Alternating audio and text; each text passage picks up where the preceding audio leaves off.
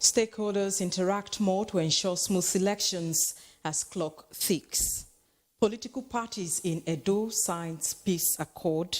And on the program today, how will the bimodal voter accreditation system, BVAS, be utilized as it is 15 days before Nigerians go to the polls to elect new leaders and representatives?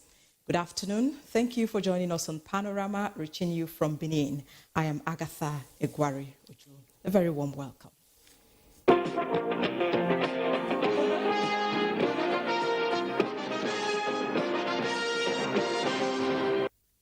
Don't forget you can join us live on our website, nta.ng/live, or other social media platforms, Twitter, Facebook, and YouTube. Our President Muhammadu Buhari has approved establishment of a 22-member Presidential Transition Committee to facilitate and manage the 2023 transition program. He has also signed Executive Order 14 of 2023 on the facilitation and management of the presidential transition. A statement from the Office of the Secretary to the Government of the Federation notes that the Executive Order 14 provides legal framework that would enable a seamless transition of power from one presidential administration to another, which is part of President Buhari's legacy. The Council has Secretary to the Government of the Federation, Boss Mustafa, as chairman. Members include Head of the Civil Service of the Federation, Solicitor General of the Federation, Permanent Secretaries from the SGF's office, and some key ministries. Membership of the Council also includes National Security Advisor, Chief of Defense Staff, Inspector General of Police, Directors General of the National Intelligence Agency and State Security Services, as well as 2 representatives to be nominated by the President-elect.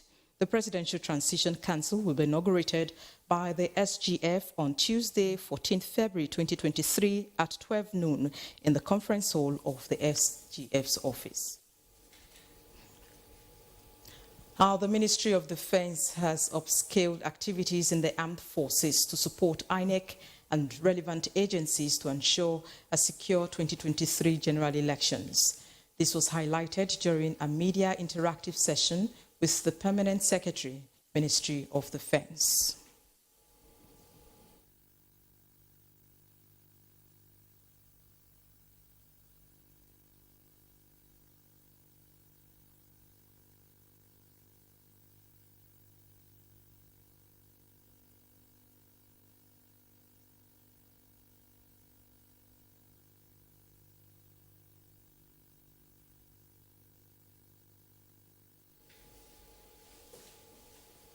Similarly, the federal government has provided several platforms for all the services to further secure the nation's land, sea, and air domain. Ministry of Defense reassures Nigerians of their safety as security agencies are putting in their best to fight against all forms of crime.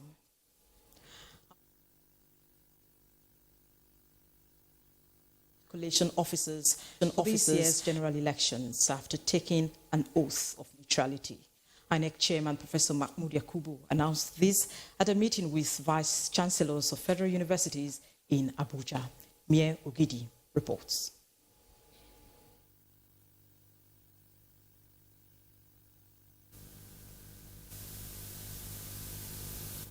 Constituency, as it were, having an engagement with Vice Chancellors of Federal Universities to participate as returning officers for state elections and coalition officers at the presidential poll. As in previous elections, we have requested each university for a specific number and category of academic staff as contained in my letter to the Vice Chancellors. A national assignment that comes with a caveat. I must warn that staff who are card-carrying members or have participated in partisan politics should not be nominated. Similarly, those who will not be involved in partisan politics but are known to have obvious political leanings should not be nominated. Furthermore, those who have been convicted of electoral malpractice must be excluded. At the end of this exercise, we will be proud to have contributed our quota. And that is our commitment to the development of this country. Deal sealed. Being the INEC chairman, another exclusive responsibility awaits Mahmoud Yakubu. There is only one returning officer as provided in the Constitution, a returning officer for the presidential election. And that person is Mahmoud Yakubu. So I thank you very much and God bless you. God bless Nigeria also. Mie Ogede, NTA News. Election matters. Political parties fielding candidates for the general elections have signed a peace accord. It was initiated by INEC and the police in Edo State to promote peaceful electioneering activities before, during and after the elections. Goodluck Inaini has details. It is less than 3 the conduct of the general elections, and political parties do making last-minute efforts they present their manifestos and canvass votes from the electorate ahead of the February 25 general elections. This event is meant to draw the attention of candidates in complying with the electoral laws and carry out their campaigns based on issues that are of significant concern to Nigerians. This peace accord seeks to commit the political parties to peaceful election campaigns and to ensure that candidates accept the outcome of the election as long as it is adjudged to be free, fair, and credible, and in the event of any doubt, resort to the judicial process. We want to let people know that there is life after election. People should not take this election as a do or die affair. And we should be mindful of what we say and how we conduct ourselves during the election. The representatives of the political parties lauded the initiative as they pledged to abide by the accord. We have that conviviality with other political parties, and we are ready to let that translate. With the technology that has just been introduced, we are expecting that the process will be even more transparent. Our goal has always been peace and transparency. Heads of various security agencies, civil society organizations, and other stakeholders described the initiative as timely and urge all concerned to respect the accord. In Benin, Goodluck Inaini, NTA News. On Saturday, 4th February, INEC conducted mock accreditation across some selected polling units in the country to test functionality of the bimodal voter accreditation system BVAS machines procured for the 2023 general elections, using a few number of qualified voters. Against this background, correspondent again Goodluck Inaini spoke with the cross-section of the public who lauded the initiative, but not without some reservations. Modal Voting Authentication System, BVAS, is a device introduced by INEC which allows for accreditation of voters through biometrics capturing, uploading of polling results, and other functions. BVAS functionality is guided by the Electoral Act 2022, including the 1999 Constitution as amended, which gives INEC the exclusive right, power, and mandate to organize, undertake, and supervise elections that are captured within the confines of the Constitution. From record, INEC has demonstrated the use of BVAS device in Anambra, Osun, and Ekiti governorship elections with varying degrees of experience in terms of its functionality. Nigerians, while reacting to the INEC mock accreditation exercise conducted nationwide through the use of BVAS machine, say the exercise has proven the Commission's commitment to deploying modern technology towards the conduct of the 2023 general elections to enhance the nation's electoral accountability. BVAS is a milestone investment in the integrity of our electoral process. It seems to be more foolproof than what we are used to. So if it is well applied, people, the faith of people in the electoral process and therefore our democracy will be restored. It was to test run the BVAS so that we don't fall into the same kind of problem that we've been falling into, the card reader machine, or that they're failing. So they want to see what are going to be the technical problems. The mock should have been done everywhere. Because when you write mock examinations, it's all the students that write the examinations so that they have an opportunity to have a taste or a test of it. What about my village where you have pure illiterate mothers and fathers, and then you want them to come out on that day. They haven't seen the beavers before. They don't know how it works. Department of INEC that is charged with publicity and public information, they should work, sensitize, educate, and inform voters about the need of this. Ignorance of the law is not an excuse. In spite of the warm acceptance of the technology, these respondents are worried about the efficiency of the device, considering what played out in Osun State governorship election, where overvoting was recorded despite the use of the technology.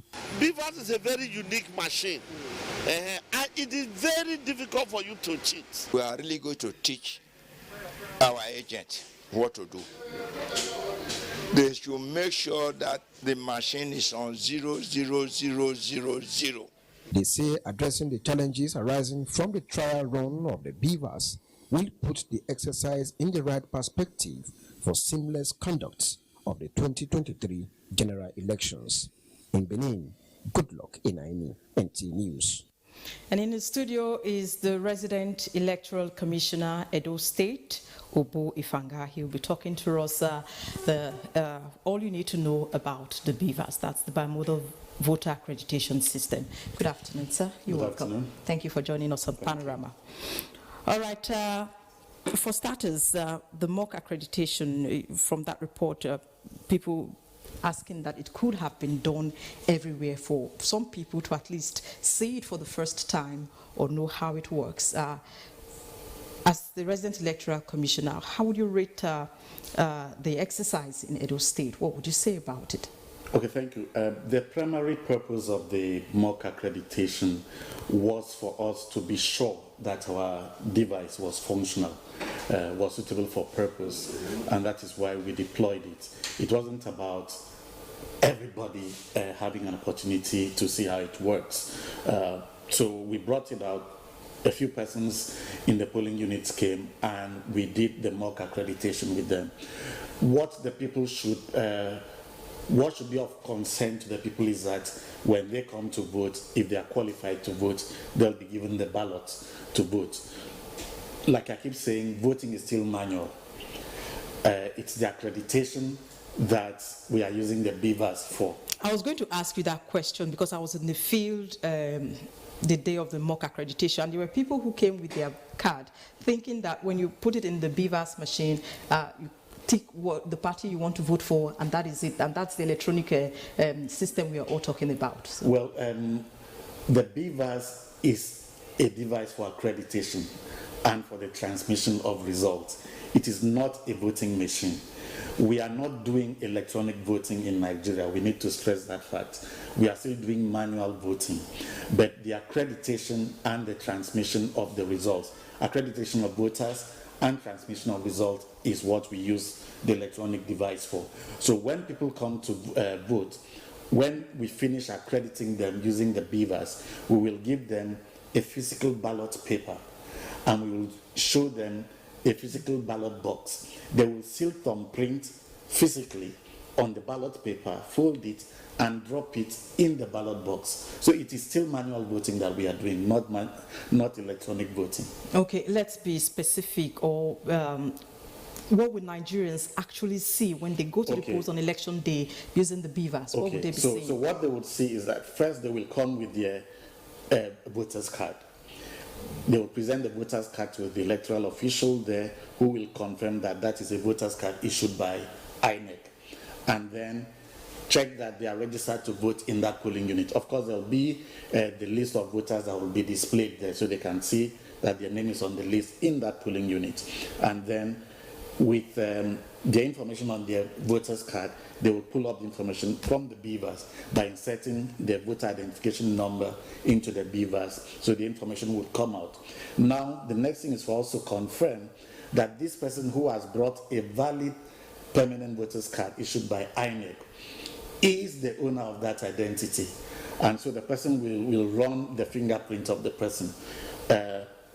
Most persons have 10 fingerprints. And when we did the registration, we captured their 10 fingerprints. And it would be, that information would be in the system. And then they'll run their fingers. Any of the fingers is enough to validate that that is the owner of that card, that identity. In the event none of the fingers matches with what we have in the system, we give the person a second opportunity, which is why we call it bimodal.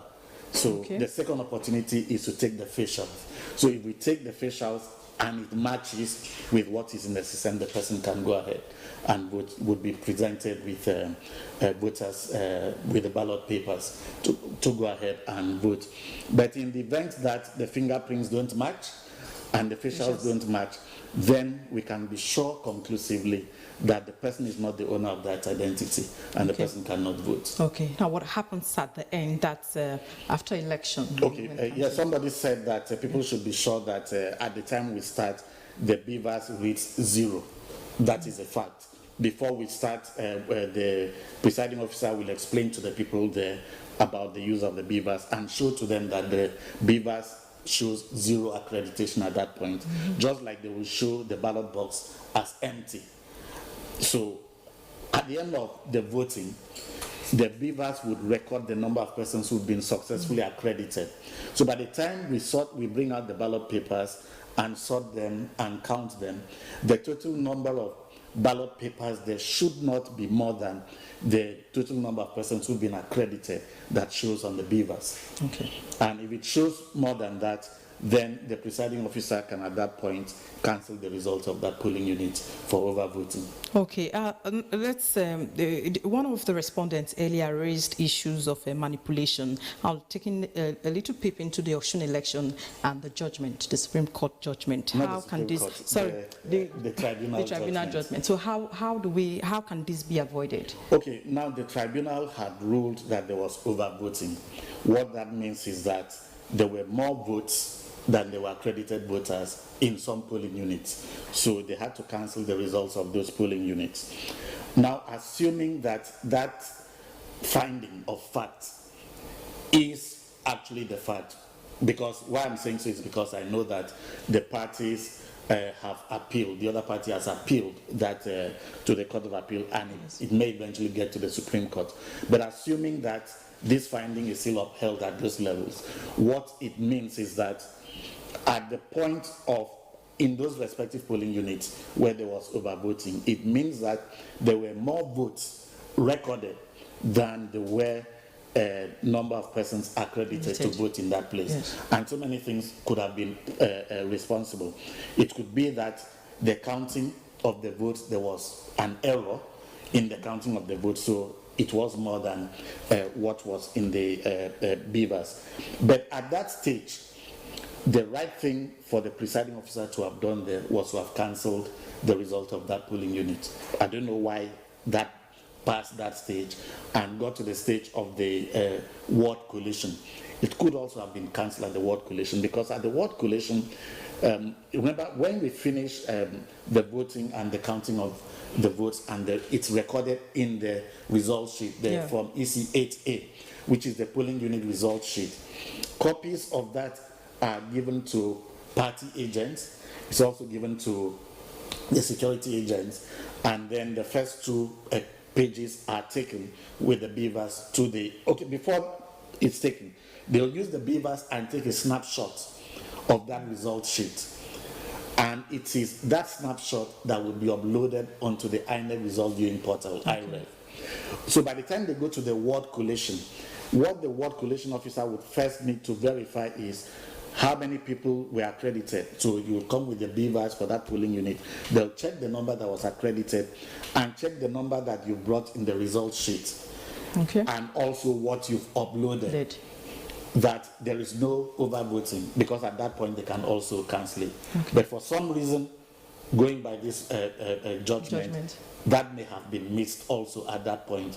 And so when the tribunal came to the finding of fact that there was more votes than accredited voters in certain polling units, they did the right thing by cancelling those. But like I said, this is subject to what the Court of Appeal and perhaps the Supreme Court would say in those cases. Okay, so 15 days to go. Are we good? Yes, we are good to go. We have the beavers machines are in place. We've tested them. We've test run them some of them at the mock accreditation we had last Saturday, and we have begun the training of key officials for the election. Okay. All right. Thank you so much, Mr. Ogbuefanga. Thank you for your time on Panorama. Thank you. We'll be taking a break now. Panorama continues shortly. Please stay with us.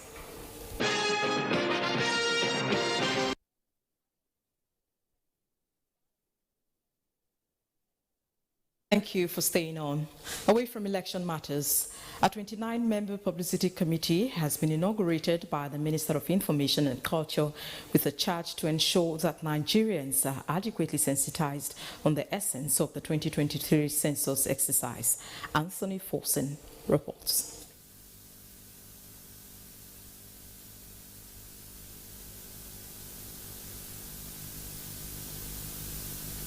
Reached through a sustained, multidimensional and intensive campaign for the exercise to succeed. The census is taking place close to the election period, when the din of campaign noise is loudest. We must therefore ensure that the electionary campaign does not hinder the sensitization of our people and find a deserved place for the census in national discourse. The minister assured the commission of his ministry's readiness to support the campaign. I am delighted to note that the Census Publicity Committee will be replicated in all states of the Federation as well as all local government areas. This is a bold step that will ensure that the census message gets to the grassroots. Census as a people-oriented exercise, all residents in Nigeria must adequately be sensitized, the minister maintained. Please note that it is not just enough for the people to be counted. They must understand why, when, where, and how they will be counted if we must secure their cooperation and support for the census. In Abuja, Anthony Forsen, NTA News.